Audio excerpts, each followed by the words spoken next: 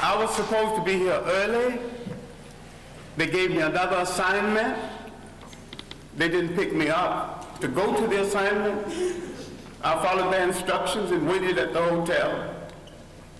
I would love to be here when I can be more fully in depth on this subject, because there's a whole lot of illusions about Africa's relationship with other people in the world.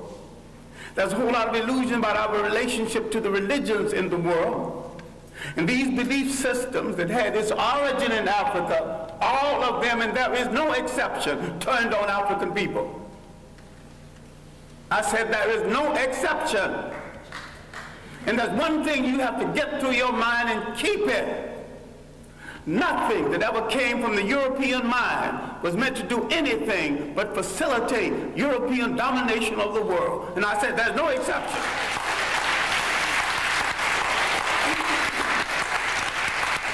Everything that was brought into this continent, everything, every idea, every so-called religion was meant to dominate and to control. The Arabs had no illusions about it. The Europeans had no illusions about it. You were the ones with the illusions. And yet every element that went into the making of every major religion in the world started in Africa. Why is it that you are so naive? You let people redress something that you invented, sell it back to you, and enslave you through it.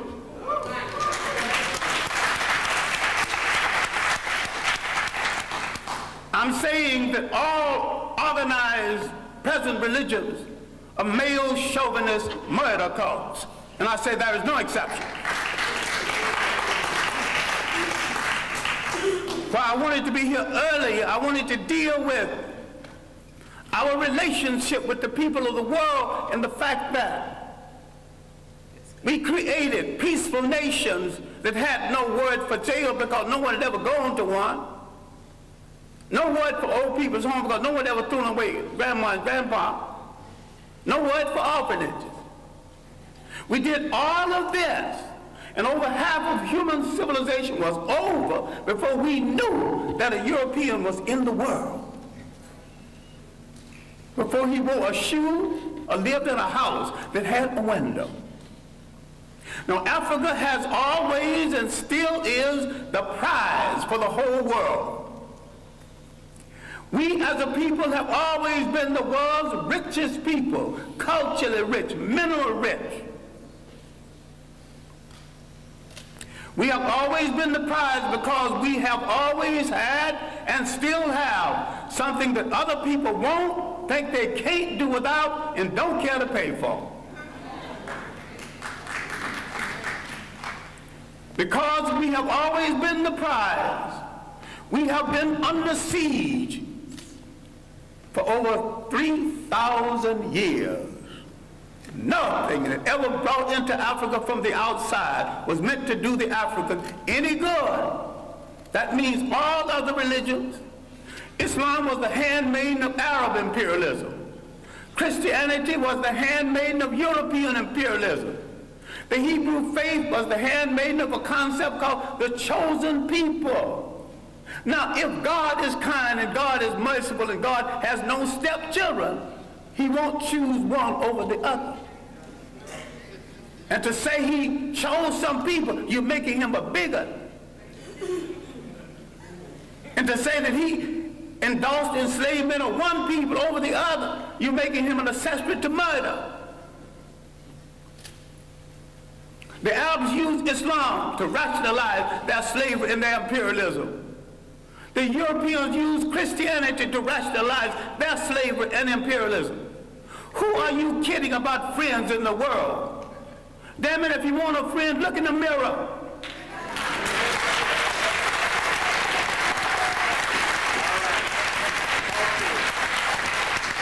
There's 1 billion African people on the face of this earth.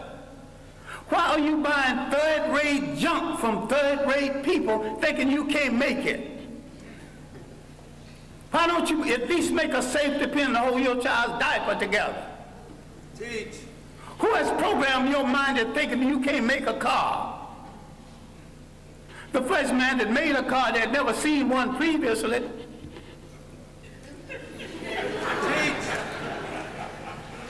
The Japanese bought cars, bought locomotives, broke them down and studied them, and had a Japanese technician produce each piece, put it together, and had a much better train than the one they copied from.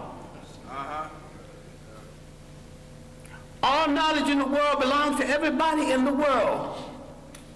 Yes. Who has programmed our mind in assuming that we cannot run a nation and run it well?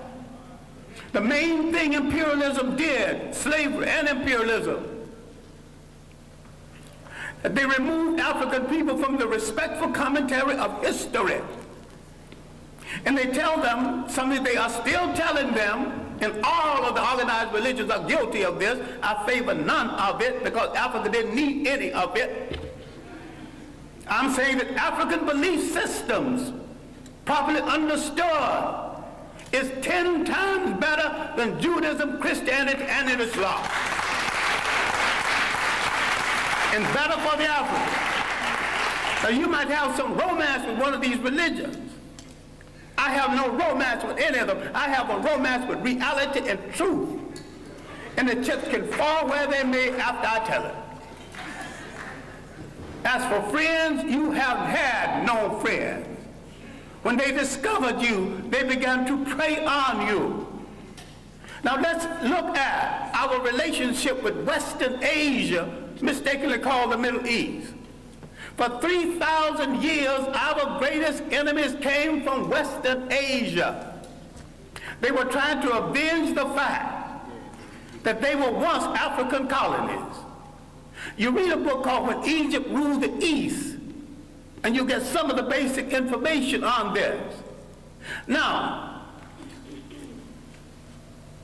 the first visitors to Africa came in the 1700s BC. These were the people who would later be called Hebrews. Now, black people are ticklish on this because black people think that everything in the Bible is true. I question the intelligence of anyone who thinks everything in the Bible is true or supposed to be true.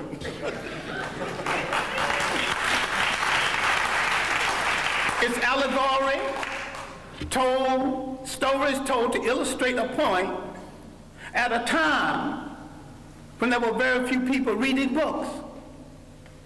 And most of what went into the making of the Bible was copied from Egyptian texts. Now, if you want to get so dewy-eyed over the Bible, which is a carbon copy of a carbon copy, why don't you go back and read the original Egyptian text?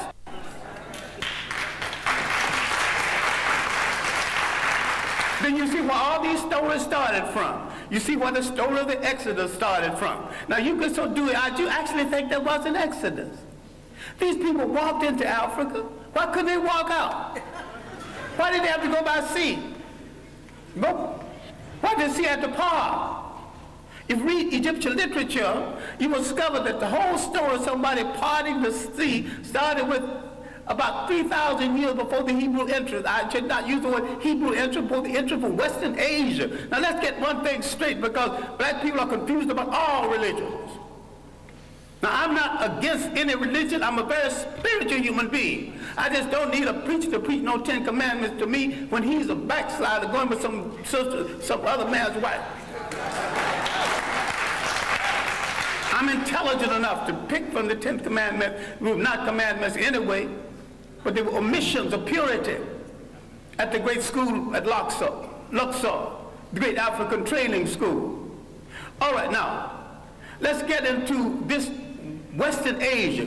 I'm saying that the people who came from Western Asia escaping famine did not have any Hebrew faith when they came into Africa. And there's no record of a Hebrew faith before theirs. Why is it that when they left Africa in the so-called Exodus, they had all three? African culture, an African religion, and an African language. Now look at the origin of the so-called people you now refer to as Jews. And you're mistaken using that reference because the word Jew is of European origin. And the people in Europe who call themselves by their name